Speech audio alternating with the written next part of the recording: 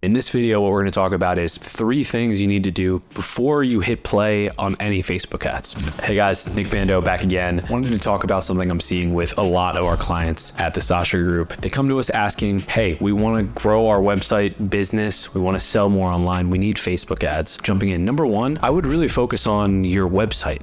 So before we even get to ads, think about your website. Think of it like a bucket. If you pour water into your bucket, if your bucket has holes in it, all of the water is going to fall out. And much like your website, you want to make sure that all the website holes are patched up, meaning all the opportunities for people to leave your website are taken away. So do a quick audit of your site. Use a tool called Hotjar. Hotjar lets you understand what are people clicking on, what are they hovering on, and it's a free tool that lets you know pretty quickly, hey, these are things I need to update or focus on my website. So tool number 1, Hotjar. Second tip and second tool number 2, I would set up a Google survey. So this is, again, free tool. Have a couple questions about your website and about your business. In those lines of questioning, ask, hey, was this website clear? Did you have any questions that we didn't answer? Ask them questions about pricing. Ask them questions about, did the website work on mobile versus desktop? This is your chance to take this survey, send it to 10 to 15 people and get feedback. Oftentimes what I see when clients are working on their website is they're so knee deep in the product that they forget maybe small details that they themselves know in their own head, but is not being communicated on your site. So this is a way to get customer feedback before you even send traffic. Make corrections before you invest ad dollars in Facebook ads, Google ads to send people to your website. The third tip that I would make sure you do before you start any Facebook ads is look at the content on your site. Does the content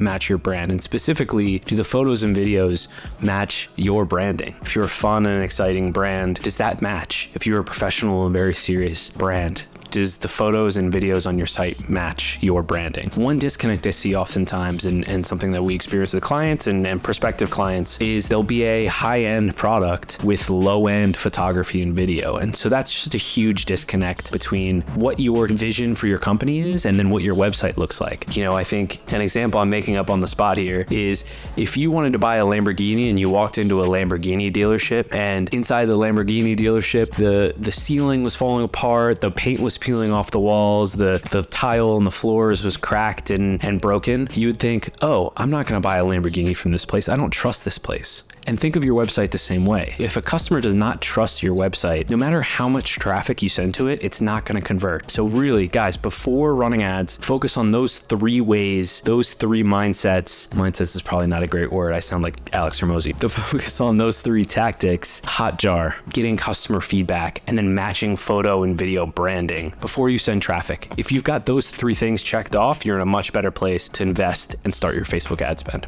Again, my name is Nick. This was a 2-minute tutorial. It took me much longer to film, but thankfully our editor Usman helped me out. And until our next 2-minute tutorial, I hope you enjoyed this. If this provided any value to you, I would really appreciate if you subscribe to the channel and share with someone who's also on their journey of growing their business online. Thank you.